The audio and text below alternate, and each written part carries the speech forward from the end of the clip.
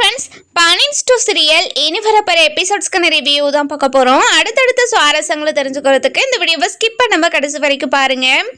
நம்ம தங்கமயில் அப்போ தான் வேலையை முடிச்சுட்டு ரொம்ப டயர்டாக வீட்டுக்கு வராங்க. வீட்டுக்கு வந்த உடனே பாக்கியமும் மாணிக்கமும் ரொம்ப சந்தோஷமாக பேசிக்கிட்டு இருக்கிறத பார்த்த தங்கமயில் இருந்துட்டு, மா என்னம்மா ரொம்ப சந்தோஷமாக பேசிக்கிட்டு இருக்கீங்க அப்படின்னு சொல்லி கேட்கவும், இதை கேட்ட உடனே பாக்கியம் இருந்துட்டு, இங்கே பாரடி மயில், நீ எப்போ வருவேன்னு நான் பார்த்துக்கிட்டு இருந்தேன், வந்து உட்காரு, உன்கிட்ட தான் கொஞ்சம் பேசணும் அப்படின்னு தங்கமயில உட்கார வைக்கிறாங்க. மா என்னம்மா விஷயம், இங்க பாருடி, இன்னைக்கு வீட்டுக்கு யாரு வந்தாங்கன்னு உனக்கு தெரியுமா, யாருமா வந்தது சொல்லுமா அப்படின்னு சொல்லி கேட்கவும், இங்க பாருடி, உங்க மாமியாரோட அண்ணன் வந்தாருடி.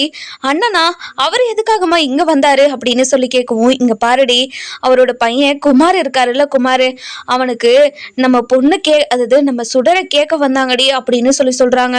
இதை கேட்ட உடனே தங்கமயிலுக்கு பயங்கரமா ஷாக் ஆயிடுது. மா என்னம்மா பேசுற நீ, உனக்கு கொஞ்சமாவது மூலன்றது ஒன்று இருக்குதா இல்லையா அப்படின்னு சொல்லி கேட்கவும், ஏண்டி எதுக்காக இப்படி பேசுற அப்படின்னு சொல்லி கேட்கவும், இங்க பாருமா, அந்த பையன் சுடருக்கு முறை கூட வரமாட்டான், அது மட்டும் இல்லாம ஏமா இப்படி ஒரு கேவலமான விஷயத்துக்கு நீ ஒத்துக்கிட்ட அப்படின்னு சொல்லி கேட்கவும், இங்க பாருடி, இந்த விஷயத்துல நாங்க முடிவு எடுத்துட்டோம். இங்க பாரு, உன் புருஷனுக்கும் உனக்கும் எந்த சம்மந்தமும் இல்லை, இன்னும் கொஞ்ச நாள்ல டிவோர்ஸ் ஆக போதில்ல, அதுக்கப்புறம் அந்த வீட்டோட உறவை வச்சு எந்த உறவையும் நம்ம கணக்கு போட தேவை கிடையாது.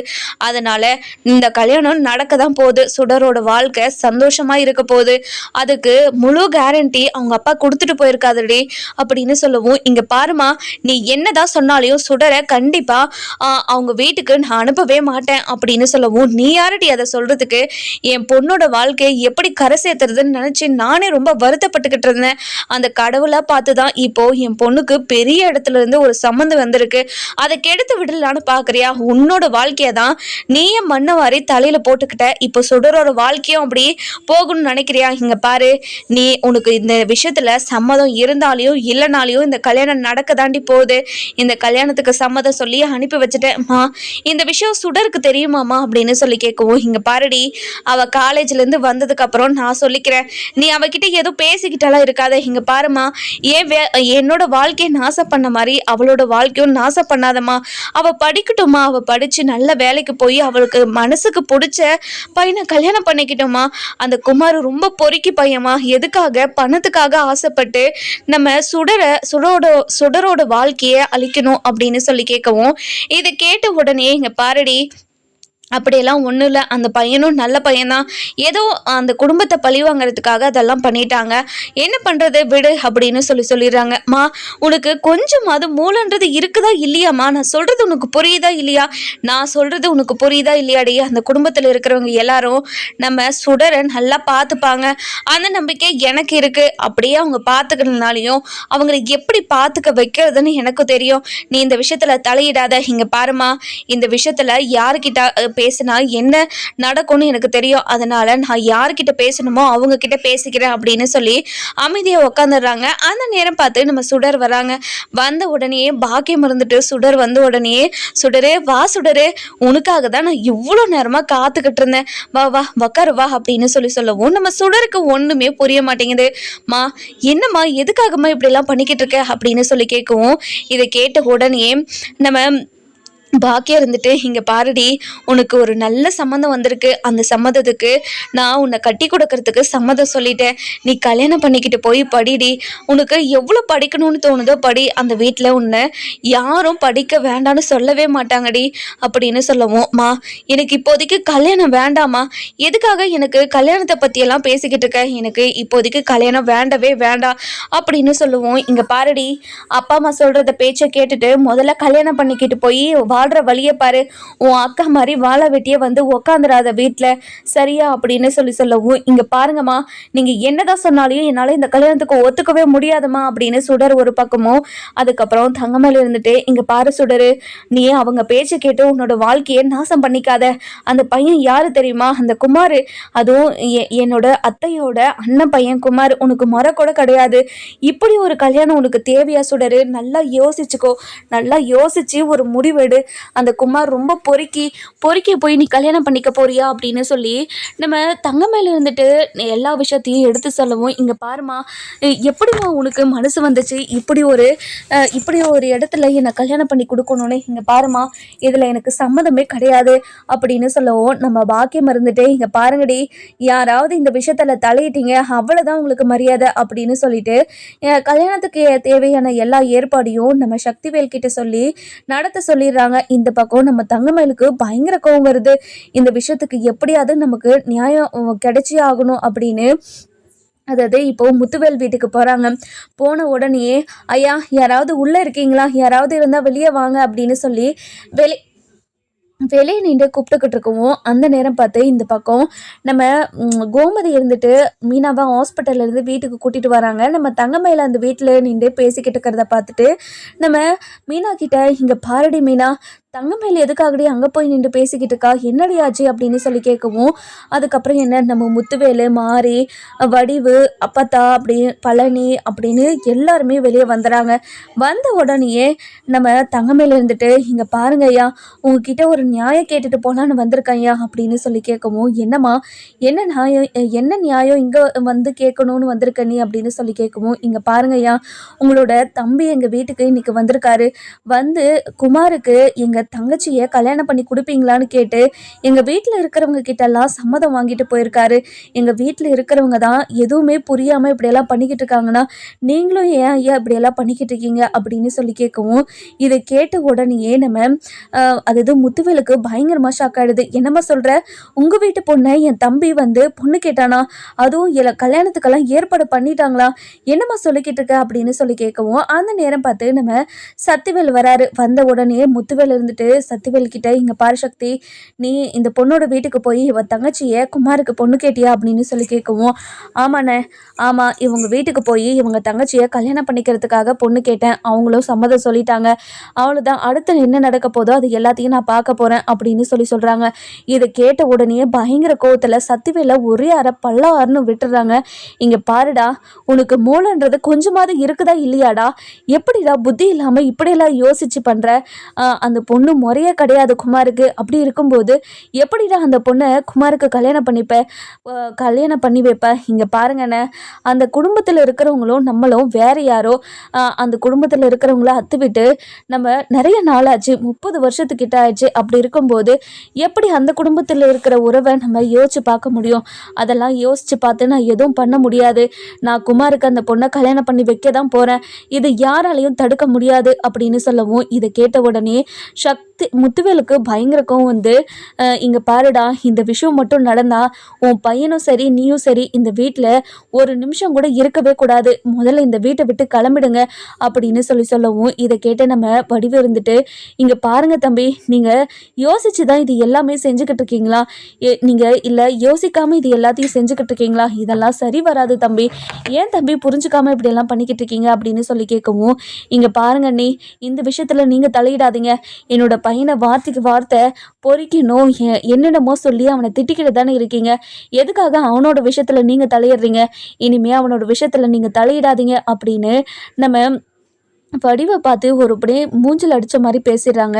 இதெல்லாம் கேட்டுக்கிட்டு இருந்தேன் நம்ம மாறி இருந்துட்டு, இங்கே பாருங்கள் நீங்கள் உங்கள் இஷ்டத்துக்கு என்ன வேணாலும் செஞ்சுக்கிட்டு இருப்பீங்க, அதை வீட்டில் இருக்கிறவங்கெல்லாம் பார்த்துக்கிட்டு இருக்கணுமா, எப்படிங்க மனசாட்சி இல்லாமல் பேசிக்கிட்டு இருக்கீங்க, நீங்கள் இந்த மாதிரி மனசாட்சி இல்லாமலாம் பேசாதீங்க, இங்கே பாருங்கள் நீங்கள் பண்ணுறது மிகப்பெரிய தப்பு, முறையே இல்லாத ஒரு பொண்ணை போய் நம்ம பையனுக்கு கல்யாணம் பண்ணி வைக்கணும்னு நினைக்கிறீங்க, அது உங்களுக்கே மனசாட்சின்றது ஒன்று இருக்குதா, இந்த விஷயம் குமாருக்கு தெரியுமா, குமாருக்கு தெரிஞ்சா அவன் கண்டிப்பாக இந்த கல்யாணத்துக்கு ஒத்துக்கவே மாட்டான், குமாருக்கெல்லாம் சொல்லியாச்சு அவன் இந்த கல்யாணத்துக்கு ஒத்துக்கிட்டான் அப்படின்னு சொல்றாங்க. என்னங்க சொல்றீங்க, நீங்க என்ன சொல்றீங்கன்னு எனக்கு புரியலங்க, குமார் இந்த கல்யாணத்துக்கு ஒத்துக்கிட்டானா அப்படின்னு சொல்லி ஆச்சரியமா கேட்கவும், அப்பதான் இருந்துட்டு அவன் எங்கடா இருக்கான், ஏதோ அரசியல் லவ் பண்றேன் அப்படி இப்படின்னு தெரிஞ்சுக்கிட்டு இருந்தான், இப்போ மானகட்டத்தனமா கல்யாணத்துக்கு ஒத்துக்கிட்டு இருந்திருக்கான், அது மட்டும் இல்லாம முறையே இல்லாத பொண்ணை கல்யாணம் பண்ணிக்கிறதுக்கு ஒத்துக்கிட்டான், அவனை எங்க இருக்கான் சொல்லு, அப்பதான் நான் இங்க தான் இருக்கேன், எனக்கு யாருமே பொண்ணு கொடுக்க மாட்டேன்னு சொல்கிறாங்க. அப்படி இருக்கும்போது நான் எங்கே கல்யாணம் பண்ணிக்கிட்டா உங்களுக்கு என்ன?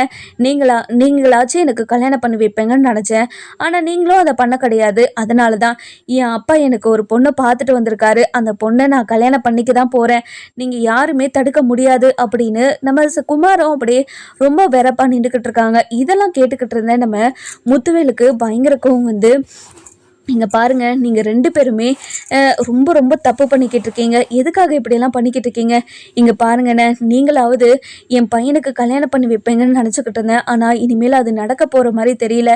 அதனால தானே என் பையனுக்கு நானே கல்யாணம் பண்ணி வச்சிடலான்னு முடிவு பண்ணி இது எல்லாத்தையும் நான் பண்ணிக்கிட்டு இருக்கேன் அப்படின்னு சொல்லவும், இந்த பக்கம் நம்ம தங்கமயில் அதாவது தங்கமயில் இருந்துட்டு முத்துவேல் வீட்டுக்கு போயிட்டு நியாயம் கேட்டுக்கிட்டு இருக்க விஷயம் நம்ம பாக்கியத்துக்கும் மாணிக்கும் தெரிய வந்து இவங்க 2 பேருமே இப்போது வராங்க. அதாவது நம்ம முத்துவேல் வீட்டுக்கு வராங்க. வந்த உடனே நம்ம மீனாட்சி தங்கமயில் கிட்ட போயிட்டு, இங்கே பாருடி, எதுக்காகடி இங்கே வந்திருக்க அப்படின்னு சொல்லி கேட்கவும், இங்கே பாருமா, நீங்கள் தான் புரியாமல் இப்படி கேவலமான ஒரு விஷயத்துக்கு சம்மதம் சொல்லி எல்லாத்தையும் பண்ணிக்கிட்டு இருக்கீங்கன்னா இந்த வீட்டில் இருக்கிறவங்களுக்கு தெரியாதா? அதனால தான்மா இந்த வீட்டில் இருக்கிறவங்க கிட்டேயே நியாயம் கேட்டு போகலான்னு வந்தேன். ஆனால் இந்த வீட்டுக்கு தெரியாமல் தான் இவ்வளோ பெரிய விஷயத்தையும் இவங்க பண்ணிக்கிட்டு இருக்காங்கன்னு எனக்கு இப்போ தான் புரிய வருது. இங்கே பாருமா, இனிமேலும் இந்த விஷயத்தை பற்றி யாராவது பேசுனீங்க, இங்கே பாருங்க ஐயா, உங்கள் மேலே இருக்கிற மரியாதையில் சொல்கிறேன். என்னோடய தங்கச்சி இப்போ தான் நல்லா படிச்சுக்கிட்டு இருக்கா. அவள் நல்லா படித்து நல்ல வேலைக்கு போய் அவள் மனசுக்கு பிடிச்ச மாதிரி ஒரு கல்யாணத்தை பண்ணி வைக்கணும்னு நான் நினைக்கிறேன். என்னோடய வாழ்க்கை தான் இந்த மாதிரி ஆயிடுச்சு. என் அப்பா அம்மா பேச்சை கேட்டு தான் என்னோடய வாழ்க்கையே இப்படி சீரழிஞ்சு போச்சு. அதே மாதிரி என்னோடய தங்கச்சியோட வாழ்க்கையை நான் அப்படியே விட மாட்டேன் ஐயா. ப்ளீஸ் நீங்கள் உங்கள் தம்பிக்கிட்ட பேசி எப்படியாவது அவர்கிட்ட சொல்லி புரிய வைங்க அப்படின்னு சொல்லிட்டு நம்ம தங்கமேல் கேட்கவும், இதை கேட்ட உடனேயே நம்ம முத்துவேல் இருந்துட்டு, இங்கே பாருமா, நீ கவலையே படாத, நான் அவன்கிட்ட பேசி புரிய வைக்கிறேன், நீ கிளம்புமா அப்படின்னு சொல்லிடுறாங்க. இதை கேட்ட உடனே நம்ம பாக்கியம் இருந்துட்டு சத்திவேல் கிட்டே போயிட்டு, இங்கே பாருங்க ஐயா, நீங்கள் யார் பேச்சாவது கேட்டு பின்வாங்கினீங்க, அவ்வளோதான். உங்ககிட்ட ஏற்கனவே உங்ககிட்ட கேட்டு தான் இந்த விஷயத்தில் நாங்கள் சம்மதமே சொல்லியிருக்கோம். இந்த விஷயத்தில் எங்களுக்கு நீங்கள் வாக்கு கொடுத்துருக்கீங்க. உங்கள் வாக்கை தட்ட மாட்டேங்கன்னு நீங்களே சொல்லியிருக்கீங்க. கண்டிப்பாக நீங்கள் உங்கள் வாக்கை தட்ட மாட்டேங்கன்னு நம்பி நான் இங்கேருந்து கிளம்புறேன் அப்படின்னு சொல்கிறாங்க. அந்த நேரம் பார்த்து நம்ம மீனா இருந்துட்டு தங்கமேல் கிட்டே போயிட்டு, அக்கா என்னக்கா ஆச்சு? எதுக்காக அங்கே நின்று பேசிக்கிட்டு இருக்கீங்க? என்னக்கா பிரச்சனையா அக்கா அப்படின்னு சொல்லி கேட்கவும், இல்லை மீனா, எந்த பிரச்சனையும் இல்லை அப்படின்னு சொல்லிட்டு அமைதியாக வீட்டுக்கு கிளம்பிடுறாங்க. அதுக்கப்புறம் நம்ம சுகன்யா வராங்க. சுகன்யா வந்த உடனே நம்ம கோமதி இருந்துட்டு, சுகன்யா இங்கே ஒரு நிமிஷம் வாயேன் அப்படின்னு சொல்லி கூப்பிட்றாங்க. கூப்பிட்ட உடனே சுகன்யா கிட்ட கேட்குறாங்க, என்ன சுகன்யா, அங்கே ஏதோ பிரச்சனை போல், என்ன பிரச்சனை அப்படின்னு சொல்லி கேட்குவோம். அக்கா, அது ஏன்க்கா கேட்குறீங்க? அங்கே என்ன நடந்துக்கிட்டு இருக்கு தெரியுமா? அந்த குமார் பையன்ல குமாருக்கு, அந்த குமார் பையனுக்கு தங்கமயிலோட தங்கச்சி சுடரை கல்யாணம் பண்ணி வைக்கிறதுக்காக சத்திவேல் மாமா போய் பொண்ணு கேட்டிருக்காரு அப்படின்னு சொல்லவும், இதை கேட்ட உடனே நம்ம மீனா அதுக்கப்புறம் நம்ம கோமதின்னு பயங்கரமாக ஷாக் ஆயிடுறாங்க. என்ன சுகனே சொல்கிற? இதெல்லாம் உண்மையா? என்னால் நம்பவே முடியல. என்னாலையும் நம்ப முடியாமல் தான் நான் அங்கே பார்த்துக்கிட்டு இருந்தேன். எனக்கே ஒரு மாதிரி ஷாக் ஆகிடுச்சு. எப்படி இப்படி ஒரு விஷயத்த அதாவது சத்திவேல் மாமா பண்ணாருன்னே எனக்கு ஒன்றும் புரியல அப்படின்னு சொல்லவும், என்னடி அந்த மனுஷனுக்கு என்ன கூறு கெட்டு போச்சா? எனக்கு தெரியல, ஒன்றும் புரியல. எதுக்காக இப்படி புத்தி கெட்டத்தனமாக எல்லாத்தையும் பண்ணிக்கிட்டு இருக்காரு? எல்லாம் தெரிஞ்சு தான் பண்ணுறாரா, இல்லை தெரியாமல் பண்ணிக்கிட்டு இருக்காரா? இல்லை நம்ம பையனுக்கு எங்கேயும் பொண்ணு கொடுக்க மாட்டாங்கன்னு இப்படி ஏதாவது ஒரு பொண்ணை தலையில் கட்டி வச்சிடணும்னு நினச்சிக்கிட்டு இருக்காரா? இல்லை அந்த பொண்ணு ரொம்ப நல்ல பொண்ணு, அந்த பொண்ணுக்கு போய் இப்படி ஒரு வாழ்க்கையை அந்த கடவுள் கூட அமைச்சு வைக்கக்கூடாது, அந்த கடவுளுக்கு தான் வெளிச்சம். இப்படி ஒரு கேவலமான ஒரு குடும்பத்தில் என் பொண்ணை கேட்க வராங்க மானம் கெட்டவங்க அப்படின்னு சொல்லிட்டு நம்ம கோமதி பயங்கர கோவமாக பேசிக்கிட்டு இருக்காங்க. அதுக்கப்புறம் என்ன, நம்ம மீனா இருந்துட்டு, அதுக்காக தான் தங்கமயிலக்கா இங்கே வந்து சண்டை போட்டுட்டு போகிறாங்க போல். தங்கமயிலக்கா ரொம்ப ரொம்ப நல்லவங்களாக மாறிட்டாங்க. அவங்க அப்பா அம்மாவை பேச்சை கேட்காம இப்போ அவங்க சுயமாக முடிவெடுக்க ஆரம்பிச்சிட்டாங்க. அதனால தான் அவங்க கூட பேசாமல் என்னால் இருக்க முடியல. அவங்க பண்ணதெல்லாம் தப்பு தான் இருந்தாலையும் அவங்க பண்ணது தப்புன்னு உணர்ந்து இப்போது அவங்க நல்லவங்களாக இருக்காங்க அப்படின்னு சொல்லவும், எனக்கும் தெரியும்டி, அவளை பார்க்கும்போதெல்லாம் எனக்கு மனசுக்குள்ளே அதுதாண்டி தாண்டி வந்து வந்து போய்கிட்டே இருக்கு. அவ அவ கொஞ்ச நாளைக்கு முன்னாடி இப்படி அவளுக்கு புத்தி வந்து எல்லாம் திருந்திருந்தா இப்போ அவளோட வாழ்க்கையும் நல்லா இருந்திருக்கும். இந்த குடும்பத்தில் இருக்கிறவங்களும் ரொம்ப சந்தோஷமா இருந்திருப்பாங்க. இப்படி ஒரு விஷயமும் நடந்திருக்காது. இப்படி ஒரு விஷயம் நடந்ததுனால தானே இப்போ அவங்க தங்கச்சிக்கு இப்படி ஒரு சம்மந்தத்தை கேட்டு போய் என்னோட அண்ணன் அங்கே போய் நின்று அவங்கள அசிங்கப்படுத்திட்டு வந்திருக்காங்க. இது எல்லாத்துக்கும் நடந்ததுக்கு காரணம் அவ பண்ண ஒரே ஒரு பொய் சொன்னதுனால தானே இவ்வளோ பெரிய பிரச்சனை வந்து நிற்கிது அப்படின்னு சொல்லி வருத்தப்பட்டுக்கிட்டு இருக்காங்க. சரிடி நீ உள்ள வாடி அப்படின்னு சொல்லி உள்ளே கூட்டிகிட்டு போகிறாங்க. அதுக்கப்புறம் நம்ம மீனாவை உள்ள ரூமில் ரெஸ்ட் எடுக்க சொல்லிட்டு காஃபி போகிறதுக்காக நம்ம கோமதி இருந்துட்டு கிச்சனுக்குள்ளே போகிறாங்க. இந்த பக்கம் நம்ம மீனா இருந்துட்டு படுத்துட்டு ரெஸ்ட் எடுத்துக்கிட்டு இருக்காங்க. இங்கே பாரு மீனா, என் கூட பேசுறியே பேச மாட்டியா மீனா, ஏன் மீனா என் கூட பேசாமே இருக்க அப்படின்னு சொல்லி கேட்கவும், இதை கேட்ட உடனே நம்ம மீனா அப்படியே சைலண்ட்டாக படுத்துக்கிட்டே இருக்காங்க. இங்கே பாரு மீனா, என் கூட பேசு மீனா, நான் இனிமேல் எந்த தப்பும் பண்ண மாட்டேன்னு உங்ககிட்ட சொன்னேன்ல, ஏன் மீனா கேட்கவே மாட்டேங்கிற நீ? இங்கே பாரு மீனா, நீ பேசாமல் இருக்கிறதே எனக்கு ஏதோ ஒரு மாதிரி இருக்கு மீனா, ப்ளீஸ் மீனா பேசு அப்படின்னு சொல்லி கெஞ்சிக்கிட்டு இருக்கவும், அந்த நேரம் பார்த்து நம்ம கோமதி வந்துடுறாங்க. வந்த உடனேயே நம்ம செந்தில் கெஞ்சிக்கிட்டு இருக்கிறத பார்த்துட்டு, இங்கே பாருடி உங்களுக்குள்ளே ஏதாவது சண்டையாடி, எதுக்காக 2 பேரும் முகத்தை திருப்பிக்கிட்டே இருக்கீங்க? ஏன் மீனா செந்தில் கூட நீ பேசவே மாட்டேங்கிற? ஒன்றும் இல்லாத சும்மா தான் அப்படின்னு சொல்லிட்டு விட்டுடுறாங்க.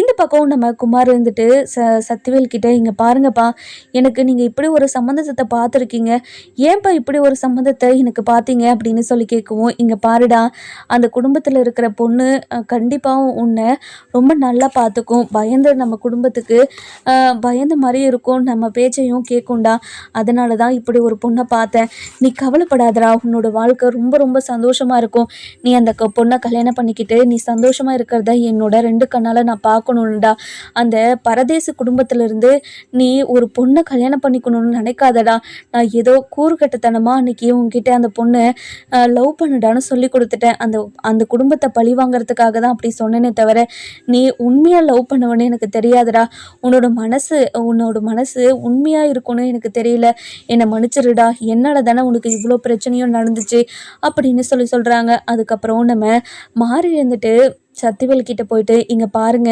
நீங்கள் பண்ணுறது எல்லாம் ரொம்ப பெரிய தப்புங்க, ஏங்க இப்படியெல்லாம் பண்ணுறீங்க அப்படின்னு சொல்லி கேட்கவும், இங்கே பாருடி, இந்த விஷயத்தில் நம்ம பையனுக்கு ஒரு நல்லது நடக்க போகுது, நம்ம பையனுக்கு ஒரு நல்லது நடந்தால் உனக்கு சந்தோஷம் இல்லையாடி, ஏன்டி நீயும் அவங்க கூட சேர்ந்து பேசிக்கிட்டுக்க அப்படின்னு சொல்லி கேட்கவும், இல்லைங்க, அந்த பொண்ணு நம்ம குமாருக்கு பொருத்தமாக இருக்காதுங்க, அது மட்டும் இல்லாமல் அந்த பொண்ணு நம்ம குமாருக்கு முறை கூட இல்லைங்க, அப்படி இருக்கும்போது எப்படிங்க கல்யாணம் பண்ணி வைக்க முடியும், அதெல்லாம் ரொம்ப தப்புங்க, வேண்டாங்க அப்படின்னு சொல்லிட்டு நம்ம மாறி சொல்லவும், இதை கேட்டுக்கிட்டு இருந்த நம்ம சக்திவேல் இருந்துட்டு, இங்கே பாருடி, அந்த முறகிரெல்லாம் அந்த தங்கமேல் பொண்ணு பக்கத்து வீட்டுக்கு மருமகளாக வந்ததுனால தானே, பக்கத்து வீட்டில் இருந்தே அந்த பொண்ணை துரத்தி இப்போது டிவோர்ஸ் கொடுக்க போகிறாங்க, அந்த குடும்பத்துக்கும் இந்த குடும்பத்துக்கும் எந்த சம்மந்தமும் இல்லைன்னு ஆக போகுது, அப்புறம் என்ன உறவு வேண்டியிருக்கு, அந்த உறவெல்லாம் பார்த்துக்கிட்டெல்லாம் இருக்க முடியாது, அதனால் நான் அந்த பொண்ணை குமாருக்கு கல்யாணம் பண்ணி வைக்க தான் போகிறேன்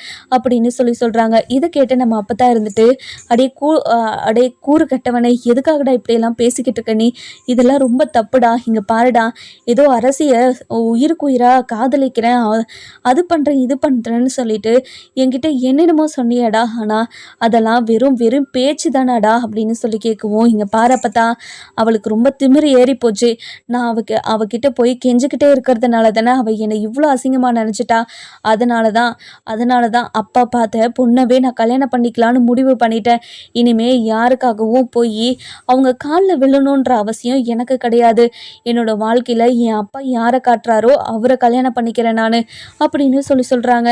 இதை கேட்ட உடனே, இங்கே பாருடா, உனக்காக என் பொண்ணுக்கிட்ட போய் நான் அரசியை பொண்ணு கேட்டேன் பார்த்தியா, என்ன தாண்டா என் புத்தியை தாண்டா செருப்பால் அடிச்சுக்கணும், உன்னை போய் நல்லவனா திருந்திட்டேன், நல்லவனா வாழுவேன்னு நினச்சி போய் பொண்ணெல்லாம் கேட்டுட்டு வந்தானே, என்ன தாண்டா அடிச்சுக்கிட்டோம் அப்படின்னு சொல்லவும், இங்கே பாருங்க அப்பத்தா, நீங்கள் எனக்கு வாக்கு கொடுத்துருந்தீங்க, ஆனால் அந்த வாக்கை நீங்கள் காப்பாற்றலை, இங்கே பாருடா, நீ உன்னோட வாக்கில் கரெக்டாக இருந்திருந்தேன்னா கண்டிப்பாக அந்த கல்யாணம் அது பாட்டுக்கு நடந்திருக்கும்டா, ஆனால் நீ ஒவ்வொரு நாளும் அந்த அரசியோட மனசில் நீ நீ தூரமாக தானே போயிட்டு இருந்த.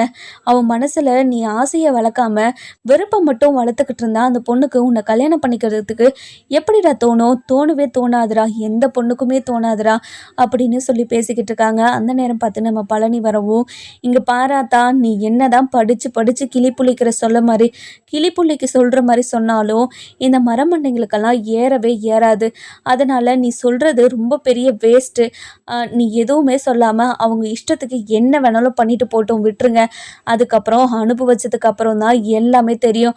தெரிஞ்சதுக்கப்புறம் அவங்களால எதுவுமே பண்ண முடியாது. இங்கே பாருப்பா பழனி, அதுதான் எதுவுமே பண்ண முடியாது அதுக்கப்புறம் அப்படின்றதுனால தான் இவங்களுக்கு எடுத்து சொல்லிக்கிட்டு இருக்கேன், புரிய வைக்க முயற்சி பண்ணிக்கிட்டு இருக்கேன். ஆனால் என்ன சொன்னாலையும் இவங்க யாரும் புரிஞ்சுக்கிற மாதிரியே தெரியல. எனக்கு ரொம்ப கஷ்டமாக இருக்குது. இது எங்கே போய் முடியுமோ, என்ன ஆகுமோன்னு நினச்சாவே என் மனசு ரொம்ப கஷ்டமாக இருக்குது. நான் என் பொண்ணு வீட்லேயே நிம்மதியாக இருந்திருப்பேன். என் பையனுக்கு உடம்பு முடியாமல் போகுதுன்றதுக்காக தான் இப்போயும் இங்கே இருக்கனே தவிர நான் வேறு எதுக்காகவும் இங்கே இல்லவே இல்லை. முதல்ல இந்த வீட்டை விட்டு போனால் தான் நல்லாயிருக்கும் போல இருக்குது. ஆனால் என் பையன் இப்போ உடம்பு முடியாமல் படுத்து கிடக்கிறான். அந்த சமயத்தில் அவன் மனசை கஷ்டப்படுத்தக்கூடாதுன்றதுக்காக தான் இப்போ வரைக்கும் நான் இந்த வீட்டில் இருக்கேன் அப்படின்னு சொல்லி அழுதுகிட்டு இருக்காங்க. இதை பார்த்து நம்ம பழனி இருந்துட்டு, இங்கே பாராத்தா இவனுக்காக அரசியை போயிட்டு நீங்கள் பொண்ணு கேட்டீங்க, இவ்வளோ பெரிய விஷயத்த பண்ணியிருக்கீங்க. ஆனால் உங்களுக்காக ஒரு வார்த்தையாவது அல்லாதீங்க அப்பத்தானு வந்து நின்றானா? ஆனால் அவனுக்காக நீங்கள் போய் நின்றீங்க. இப்படி ஒரு கேவலமான ஒருத்தனுக்காக நீங்கள் எதை பற்றியும் யோசிக்கணும்னு அவசியமே இல்லை அப்பத்தா. நீங்கள் வாங்க அப்படின்னு சொல்லிட்டு உள்ளே கூட்டிகிட்டு போயிடுறாங்க. அதுக்கப்புறம் என்ன, நம்ம முத்துவேல் இருந்துட்டு ரொம்பவே வருத்தப்பட்டு வடிவுக்கிட்ட பேசிக்கிட்டு இருக்காங்க. இங்கே பாரு வடிவு, சக்திவேலுக்கு எதுக்காக இப்படியெல்லாம் புத்தி போகுது? அவன் ரொம்ப நல்லா தானே இருந்தான். அவனோட மனசில் எதுக்காக இவ்வளோ வன்முறையும் பழிவாங்கிற எண்ணமோ இருக்குதுன்னு எனக்கு சத்தியமாக புரியவே இல்லை. என்னோடய பொண்ணு என்னை விட்டு போன போது தான் தெரிஞ்சது எனக்கு. என்னோட அம்மா இத்தனை வருஷமாக எவ்வளோ வலியும் வேதனையும் அவங்க மனசுக்குள்ளே வச்சுருந்தாங்கன்னு எனக்கு இப்போ தான் புரிஞ்சது. அதனால தான் என் கோமதியையும் சரி நம்ம ராஜியையும் சரி ஏற்றுக்கலான்னு நான் முடிவு எடுத்திருந்தேன். ஆனால் அவன் இந்த சொத்தெல்லாம் அவங்க பேருக்கு எழுதி வச்சிருவோன்னு நினச்சி அவன் இப்படியெல்லாம் பண்ணிக்கிட்டு இருக்கான் போல். எனக்கு ரொம்ப ரொம்ப கஷ்டமாக இருக்குது. இப்போது அந்த பொண்ணை கல்யாணம் பண்ணி வச்சானா கண்டிப்பாக அந்த பொண்ணோட வாழ்க்கை நல்லாவே இருக்காது. அந்த பொண்ணுக்கு என்ன நடக்குமோ ஏது நடக்குமோன்னு நினச்சாவே எனக்கு ரொம்ப ரொம்ப பயமாக இருக்குது அப்படின்னு ரொம்ப ரொம்ப ரொம்ப ஃபீல் பண்ணி பேசிக்கிட்டு இருக்காங்க. இந்த பக்கம் நம்ம பாண்டியனுக்கு இந்த விஷயம் தெரிஞ்சு ரொம்பவே ஷாக் ஆயிடுறாங்க. என்ன குமுதி சொல்கிற? நீ சொல்கிறதெல்லாம் உண்மையா? இங்கே பாரு, எப்படி அந்த குடும்பத்தில் இருக்கிறவங்க இப்படி ஒரு விஷயத்துக்கு ஒத்துக்கிட்டாங்க. பணம் இருந்தால் என்ன வேணாலும் பண்ணிக்கலாம் அப்படின்றதா அவங்களுக்கு இப்படி ஒரு கேவலமான விஷயத்த பண்ணி வச்சுருக்காங்களே அப்படின்னு சொல்லி நம்ம பாக்கியமையும் மாணிக்கத்தையும் ரொம்ப கேவலமாக பேசிக்கிட்டு இருக்கவும், இங்கே பாருங்கள், அவங்க அம்மா அந்த தங்கமேலோட அம்மாவும் அப்பாவும் எப்படின்னா நமக்கு தெரியும் இல்லைங்க. அப்படி தெரிஞ்சிருந்தோம் நம்ம இப்படியெல்லாம் பேசுறது எந்த ஒரு எதுக்குமே சம்மந்தம் இல்லைங்க அப்படின்னு சொல்கிறாங்க. அதுக்கப்புறம் என்ன, நம்ம மீனாக இருந்துட்டு காஃபி கேட்குறாங்க. அதுக்கப்புறம் என்ன, நம்ம கோமதியும் காஃபி கொண்டு போய் கொடுத்து, இங்கே பாரு மீனா, இப்போ எப்படி இருக்குது, ஓகேவா உனக்கு அப்படின்னு சொல்லி கேட்கவும், அத்தை ஓரளவுக்கு ஓகே அத்தை, ஆனால் ரொம்ப டயர்டாக இருக்குது அப்படின்னு சொல்கிறாங்க. சரி மீனா, நீ காஃபியை குடிச்சிட்டு நல்லா தூங்கு, ரெஸ்ட் எடுத்தால் சரியாக போகும் அப்படின்னு சொல்லி பேசிக்கிட்டு இருக்காங்க. அதுக்கப்புறம் என்ன, இந்த பக்கம் பார்த்திங்கன்னா நம்ம தங்கமயில இருந்துட்டு சுடர்கிட்ட போயிட்டு, இங்கே பாரு சுடரே, உன்னோட வாழ்க்கையில் நீ தான் முடிவு எடுக்கணும். நீ நல்லா தீர்க்கமாக ஒரு முடிவெடு. இந்த கல்யாணத்தில் உனக்கு விருப்பம் இருந்தால் மட்டும் இந்த கல்யாணத்தை பண்ணிக்கோ. ஆனால் எனக்கு சுத்தமாக விருப்பமே கிடையாது. இந்த கல்யாணத்தை நீ பண்ணிக்கிட்டேன்னா நீ ஒவ்வொரு நாளும் நரக வேதனை அனுபவிக்கணும். அதுதான் நடக்கும். அதனால் நீ இந்த கல்யாணத்தை பண்ணிக்க வேண்டான்னு தான் என்கிட்ட கேட்டால் நான் சொல்லுவேன். அதனால் நல்லா யோசித்து ஒரு நல்ல முடிவை எடு. அப்பா அம்மா சொன்னாங்க, அப்பா அம்மா பிளாக்மெயில் பண்ணாங்க அப்படின்னு உன்னோட வாழ்க்கையில் ஒரு தப்பான முடிவெடுத்து வாழ்க்கை முழுக்க நீ ரொம்ப கஷ்டப்பட்டுக்கிட்டு இருக்காத சரியா? இப்போது என்னோடய வாழ்க்கையை உதாரணமாக எடுத்துக்கோ. அப்பா அம்மாவால் தான் என்னோடய வாழ்க்கையை இந்த நிலைமைக்கு ஆளாயிடுச்சு. அவங்க யோசிக்கிறது எல்லாமே ரொம்ப தப்பாக இருக்குது. அதனால் நீ படித்த பொண்ணு, இப்போவும் படிச்சுக்கிட்டு இருக்க, நல்லா யோசித்து ஒரு நல்ல முடிவை எடு சுடரு அப்படின்னு சொல்லவும், அக்கா அப்படின்னு சொல்லி கட்டி பிடிச்சிக்கிறாங்க.